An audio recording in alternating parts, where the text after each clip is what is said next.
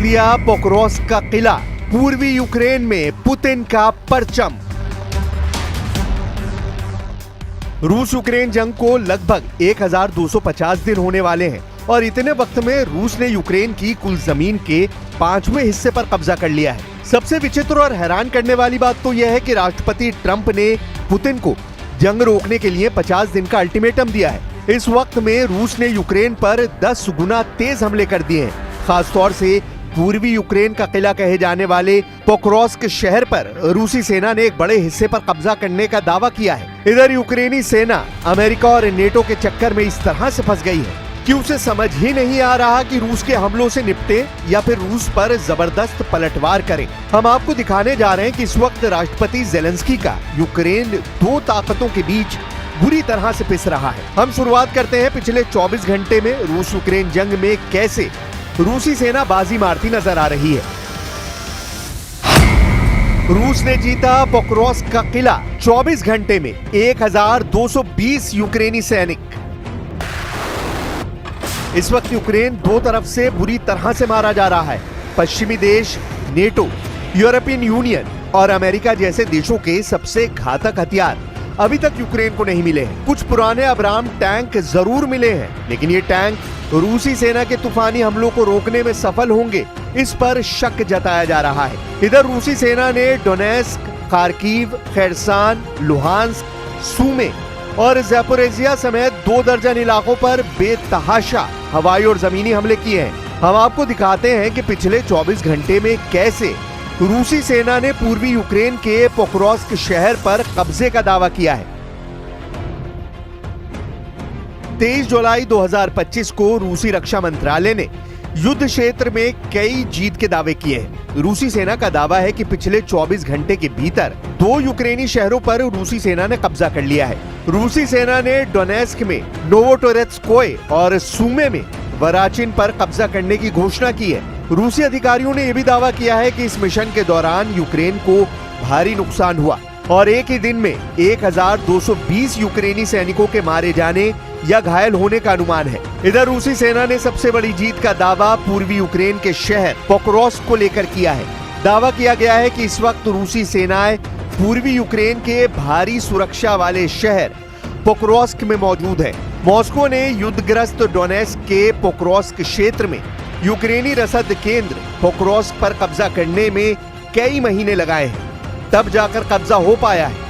रूस ने डोनेस्क के साथ साथ मुख्य भूमि यूक्रेन के लुहांस्क, ज़ैपोरिज़िया और खेरसान क्षेत्रों पर भी कब्जा कर लिया है। हालांकि यूक्रेनी सेना के टॉप कमांडर दावा कर रहे हैं कि रूसी सेना झूठ बोल रही है। यूक्रेन के पोक्रोव्स्क शहर पर अभी भी यूक्रेनी सेना का कब्जा है। United States and the allies of the United States who also provide this long-range weapons to the Kyiv regime, they must understand that we would be ready to use any means not to allow them to succeed in what they call strategic defeat of 100% NATO पर होगा हमला, Putin के करीबी का दावा। रूस Ukraine जंग तीसरी जंग में बदल चुकी है, ये कहना जरा भी गलत नहीं है। इस वक्त यूक्रेन के पास हारने को कुछ भी नहीं बचा है, जबकि दूसरी तरफ ट्रंप की शह पर नेटो और यूरोपीय देश रूस पर हमला करने की तैयारी में जुट गए हैं। लेकिन 41 महीने से ज्यादा वक्त से जंग कर रहा रूस अब नेटो और पश्चिमी देशों को अपने टारगेट पर ले चुका है। पुतिन के करीबी दिमित्री मेदवेदेव ने जो दावा किया है वो चौंकाने वाला है। यूक्रेन युद्ध बढ़ा तो पश्चिमी देशों पर हमला करेगा रूस। पूर्व रूसी राष्ट्रपति की धमकी से तीसरे विश्व युद्ध की आहट साफ सुनाई दे रही है। रूस के पूर्व राष्ट्रपति और राष्ट्रपति व्लादिमीर पुतिन के खास दिमित्री मेदवेदेव ने यूक्रेन युद्ध से जुड़े खतरे की ओर इशारा कर दिया है। उन्होंने कहा कि पश्चिमी देशों के दिए हथियारों के कारण यूक्रेन में तनाव बढ़ा है और लड़ाई भीषण हुई तो पश्चिमी देशों को रूस के हमले झेलने के लिए तैयार रहना होगा। मेदवेदेव ने अमेरिका के नेतृत्व वाले सैन्य संगठन नेटो को बकवास बताया है और ये भी कहा है कि फिलहाल नेटो के सदस्य यूरोपीय देशों पर हमला करने की रूस की कोई योजना नहीं है। मेदवेदेव ने यह बयान रूस की सरकारी न्यूज एजेंसी तास को दिए साक्षात्कार में कही है। रूस के बड़े नेता की ओर से यह बयान अमेरिकी राष्ट्रपति डोनाल्ड ट्रंप की 50 दिन के भीतर यूक्रेन के साथ शांति समझौता करने की मांग के बीच आया है। मेदवेदेव ने साफ किया कि यदि नेटो ने रूस को नुकसान पहुंचाने की कोशिश की और स्थिति बिगड़ी तो रूस उन्हें पूरी ताकत से जवाब देगा। इस बारे में पश्चिमी देशों के नेताओं की जो सोच और बयान है वो मूर्खतापूर्ण है। ज़ेलेंस्की की परमाणु चाल, एटमी जंग से बचेगा यूक्रेन। पिछले 32 घंटे में रूस यूक्रेन जंग में कुछ ऐसा हुआ है जिसने रूस को मजबूर कर दिया है कि वो परमाणु जंग करे। हैरानी की बात तो यह है कि राष्ट्रपति ज़ेलेंस्की भी चाहते हैं कि रूस ऐसी एटमी जंग शुरू करे कि मजबूरी में यूक्रेन को बचाने के लिए अमेरिका, ब्रिटेन, फ्रांस, जर्मनी समेत नेटो के सभी 32 देशों को रूस के खिलाफ मोर्चा खोलना पड़े। जानकारों का दावों के मुताबिक यूक्रेनी सेना ने जानबूझकर रूस के परमाणु ठिकानों और एटमी फैसिलिटी पर मिसाइल और ड्रोन से हमले किए हैं। यूक्रेन अच्छी तरह से जानता है कि पुतिन का रूस यूक्रेन के हर तरह के हमले बर्दाश्त कर सकता है, लेकिन अपने परमाणु ठिकानों पर यूक्रेन के हवाई हमलों को रत्ती भर बर्दाश्त नहीं करेगा। इसीलिए बार बार यूक्रेन रूस के उन सैन्य ठिकानों पर हमला करने की कोशिश में जुटा है जो पुतिन को बेहद नाराज कर दे और रूस किसी तरह से परमाणु युद्ध शुरू कर दे। अगर ऐसा होता है तो ये निश्चित है कि रूस के खिलाफ पश्चिमी देश, नेटो और अमेरिका सीधी जंग में कूद पड़ेंगे।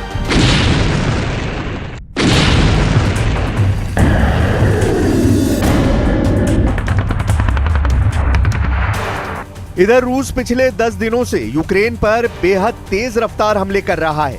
दावों के मुताबिक रूस इस वक्त ईरान निर्मित शाहिद 136 ड्रोन, इस्कंदर एम मिसाइलों, सुखोई सीरीज के लड़ाकू विमानों, TU सीरीज के बम वर्षकों से बेहद सटीक हमले यूक्रेन पर कर रहा है। यूक्रेन का दावा है कि रूस ने नए इलाकों को इसलिए निशाना बनाना शुरू कर दिया है ताकि यूक्रेन की अग्रिम सुरक्षा पंक्ति को तोड़ा और भटकाया जा सके। और कुछ खबरों में तो दावा किया गया है कि पुतिन के आदेश पर रूसी सेना की छोटी छोटी टीमों को यूक्रेन पर हमला करने के लिए भेजा गया है। 4 और 2 पहियों वाली बाइकों से रूसी सेना यूक्रेन के नए इलाकों में तेजी से हमले कर रही है, जिसकी वजह से यूक्रेन के सामने समस्या ये हो गई है कि रूसी सैनिकों की छोटी हमलावर टीमों को मारने में बहुत ज्यादा हथियार और सैनिकों की जरूरत पड़ रही है। रूस की इसी खूनी रणनीति को देखते हुए अमेरिका और फ्रांस ही रूस से सीधी जंग की तैयारी में जुट चुके हैं और इसीलिए अमेरिका ने ऐलान कर दिया है कि हमने यूक्रेन को हथियार सप्लाई शुरू कर दी है, जिसे रोका गया था। जरा अमेरिका से आई इस खबर को देखिए। अमेरिकी अधिकारियों ने रॉयटर्स और एसोसिएटेड प्रेस को बताया कि अमेरिका ने यूक्रेन को तोपखाने के गोले और मोबाइल रॉकेट आर्टिलरी मिसाइलों की आपूर्ति फिर से शुरू कर दी है। डोनाल्ड ट्रंप ने दावा किया कि उन्हें नहीं पता कि पिछले हफ्ते शिपमेंट को रोकने का आदेश किसने दिया था। अधिकारियों ने नाम ना छापने की शर्त पर बताया कि 155 मिलीमीटर आर्टिलरी गोले और GMLRS यानी मोबाइल रॉकेट आर्टिलरी मिसाइलें उपलब्ध कराई जा रही हैं।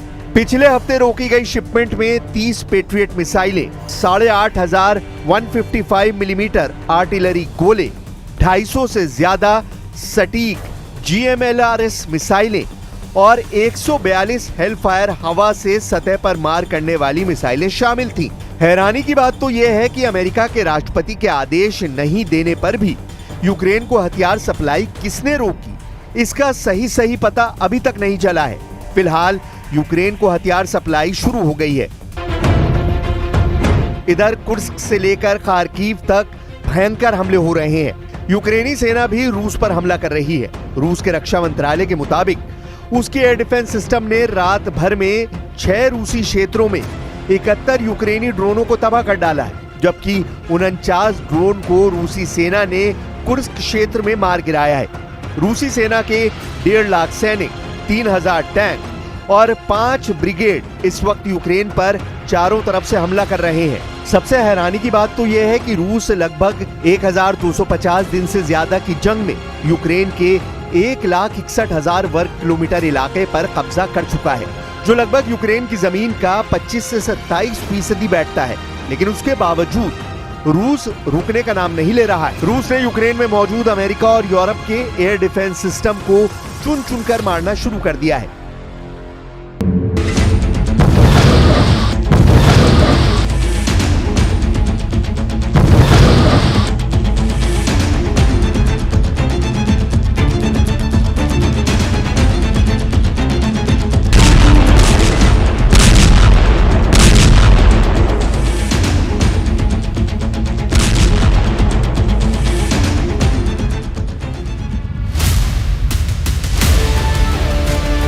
रूसी हमलों की इन ताजा तस्वीरों को देखिए। रूस तोपखाना यूक्रेनी सेना के 221 यूक्रेनी सेना के 221 मोर्चों पर अंधाधुंध हमले कर रहा है। 44 सेकंड के इस वीडियो में दावा किया गया है कि यूक्रेन के खार्किव, डिनिप्रोपेट्रोव्स्क, खेरसन में रूसी सेना के हमलों से भारी तबाही हुई है। दावे तो यहाँ तक किए जा रहे हैं कि यूक्रेन के 15 प्रांतों पर 30 दिनों से रूस के हमलों में 10 गुना तक बढ़ोतरी हुई है।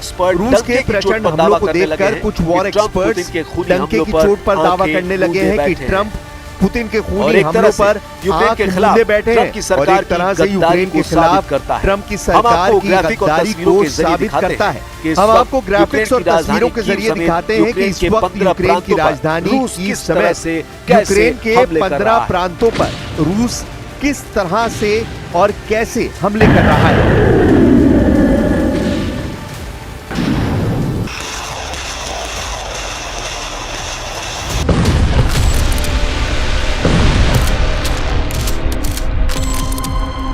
इधर जमीन पर रूसी सेना तेजी से पूर्वी यूक्रेन, मध्य यूक्रेन और दक्षिणी यूक्रेन के इलाकों पर कब्जा कर रही है। कुर्स्क इलाके से रूसी सेना ने पैदल सेना और टैंकों से हमले बेहद तेज कर दिए हैं।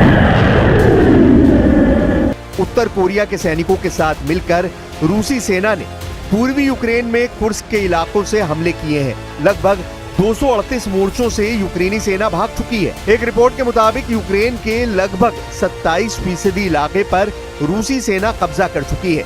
यूक्रेनी इंटेलिजेंस ने भी दावे किए हैं कि रूस कीव पर बहुत बड़ा हमला कर सकता है। यूक्रेन के सूमे में 2 रूसी हवाई हमलों में 2 दर्जन से ज्यादा लोग पिछले 24 घंटों में मारे गए हैं।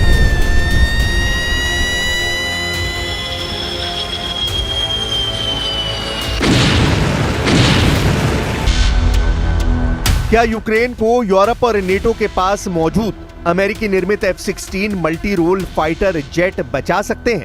इस दावे पर बहुत से सवाल खड़े हो चुके हैं। पुतिन पहले ही कह चुके हैं कि रूसी सेना चुन चुनकर F-16 को जलाकर राख कर देगी। यूक्रेन को अमेरिकी F-16 का नया बैच अमेरिका से मिल चुका है, जिसने रूस पर हमले शुरू कर दिए हैं और साथ ही यूक्रेन को तबाह करने आ रही रूसी मिसाइलों को भी ये फाइटर जेट मार रहे हैं।